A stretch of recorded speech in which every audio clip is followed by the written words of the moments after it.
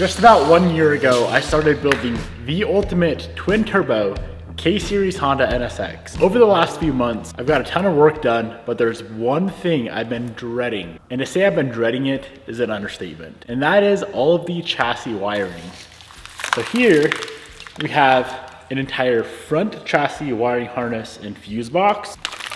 But wait, there is way more. This here is the harness I just showed you. There's a lot going on there, but check this out. All of this also needs to be gone through and installed in the car. This here is the entire cabin wiring harness that also runs to the rear of the car. Now, I don't mind wiring when it comes to things like building a full custom wiring harness for the K-Series with a Nexus ECU. That's the kind of stuff I enjoy. Building harnesses from scratch. It's a lot of work, but it's very rewarding. Now, this is the stuff I don't entirely enjoy. And here's why. This harness right here is for the front chassis, right? Sits in like the battery spare tire area, the front of the car. A lot of this runs to the factory ABS pump, which we don't have. We have wiring that runs to the factory cruise control module, which of course we don't have. From the factory, the car was an automatic, so it had an automatic transmission control unit. Factory, the car has traction control. Of course, we won't be using that. What I'm getting at here is probably half of this wiring harness we don't need. Now, we could just leave it all as is, OEM, leave it very, very messy. There would be like 20 wiring connectors that we're not even using, or we could go through, figure out what we need, figure out what we don't need, remove what we don't need, clean up the entire harness, and then get it on the car. I really don't want to do this, but a lot of this needs to be deleted to maintain what we have going on with this build. A nice, clean, to the best of my ability, build. Now, I tore this car apart just about a year ago. To think that I'm gonna remember what goes where is going to be impossible. I'm assuming there's gonna be a lot of, let's slap the harness on, take it back off, on, off. Now, from the get-go, here's what I know we do not need. All of these orange plugs, those are all for the ABS pump. We don't need any of that. This cable, I don't know why that's sitting here. We don't need it. Somebody installed some aftermarket horn assembly, clearly not factory. Looks pretty janky. I don't need that. But here's the thing. What is this plug for? Do I need this? Do I need any of this? There's a lot of janky stuff going on here that we need to figure out if we need it or don't need it. If we need it, we got to clean it up. If we don't need it, it gets cut from the source and pulled out of the loom.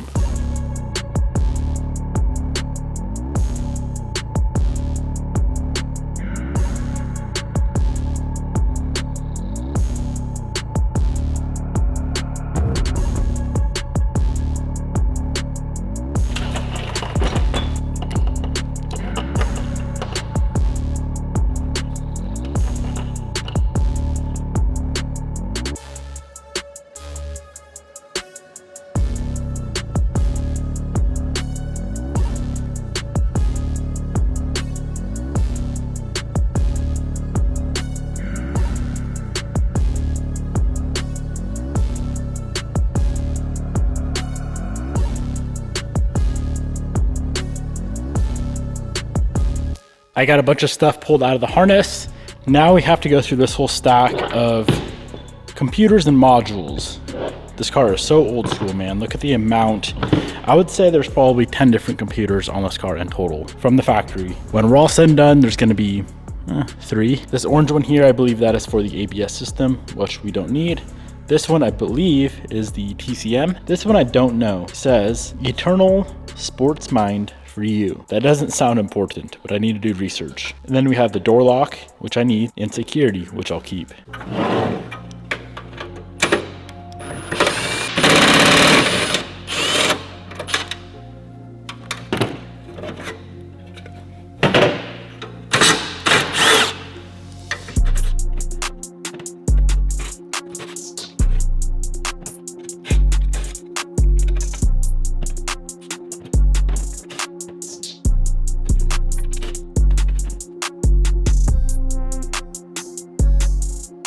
So I got a really good grasp, I think I do at least, on the modules and the units that I need versus what I don't need. This big unit right here, that is for the electric power steering.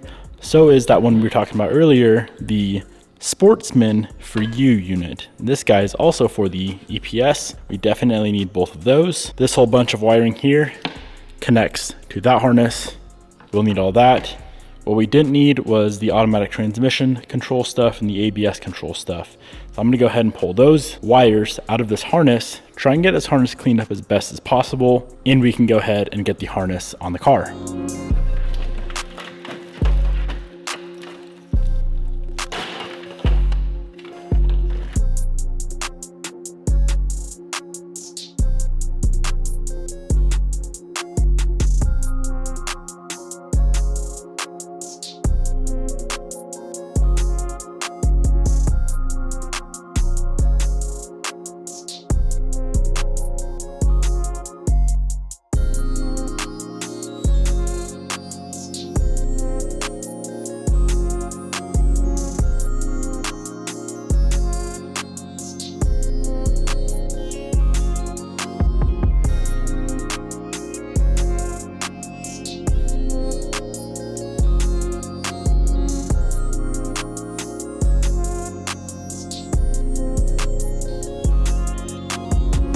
The shop is a mess, but all that means is that we are making progress. So I have all of the wiring removed from the entire harness that I wanted to remove. That was the easy part. It was time consuming, but it was easy. Now I need to go through and re-lume the entire harness.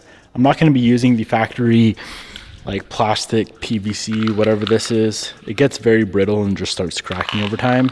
I prefer something like this. Looks much cleaner. All right, so I'm making some good progress, but I'm gonna redo a lot of this.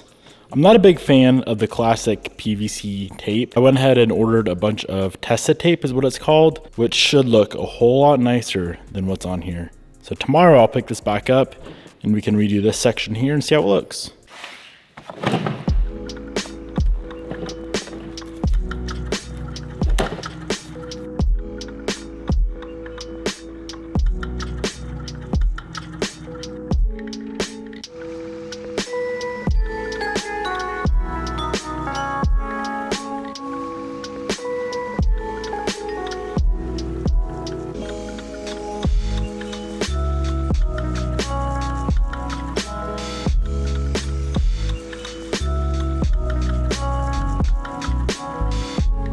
I am much happier, not only with the look, but with the feel, with everything about the tested tape versus what we were using. Now we have a very long ways to go. Let's get her done.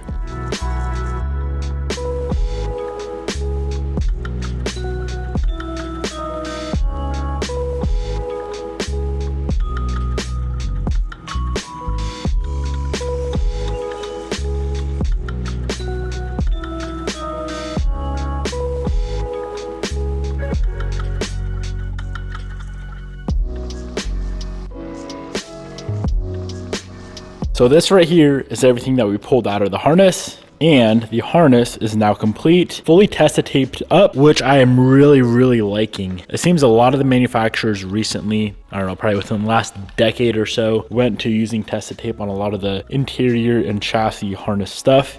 I can see why. It is very nice to use. Now, is this harness as nice as the engine harness that I built from scratch? Absolutely not. But is it the nicest body harness I've ever done? Definitely is. Turned out really nice. Now, before we go ahead and tackle that whole mess, let's get this on the front of the body.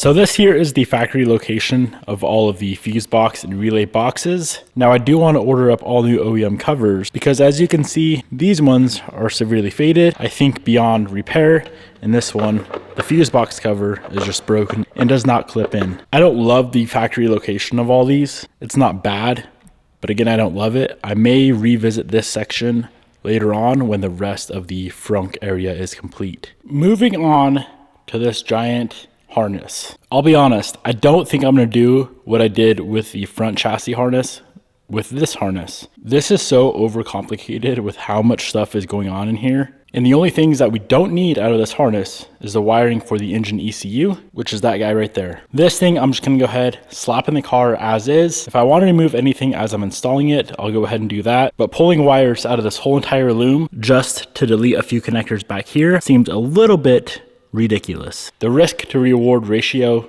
isn't there.